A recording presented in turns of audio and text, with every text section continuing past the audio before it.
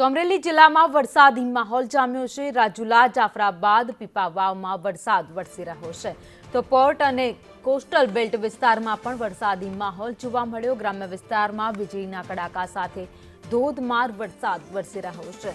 રાજુલાના ડુંગર, માંડલ અને ડોળિયામાં વરસાદ નોંધાયો તો બાલાપડ સહિતના વિસ્તારોમાં ભારે પવન સાથે વરસાદની શરૂઆત થઈ છે। વધુ અપડેટ સાથે સંવાદદાતા યોગેશ અમારી સાથે જોડાઈ ગયા છે। યોગેશ, અમરેલી પંથકમાં વરસાદની શરૂઆત।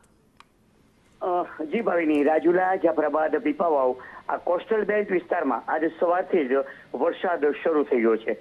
બંને તાલુકાના ગ્રામ્ય વિસ્તારોમાં વીજળીના કડાકા અને ભડાકા સાથે પવન સાથે વરસાદ જોવા મળ્યો। રાજુલા તાલુકાના ડુંગર, માંડણ, ડોળિયા, બાલાપડ, માંડળી, ચોતરા સહિતના વિવિધ વિસ્તારોમાં પવન સાથે વરસાદ શરૂ થયો। જાફરાબાદ તાલુકાના વઢેરા, મિતિયાળા સહિતના અનેક વિસ્તારોમાં ધોધમાર વરસાદ શરૂ થયો। જોકે વાતાવરણ સવારથી જ પલટાયું છે અને ચોમાસા જેવો માહોલ જોવા મળ્યો છે।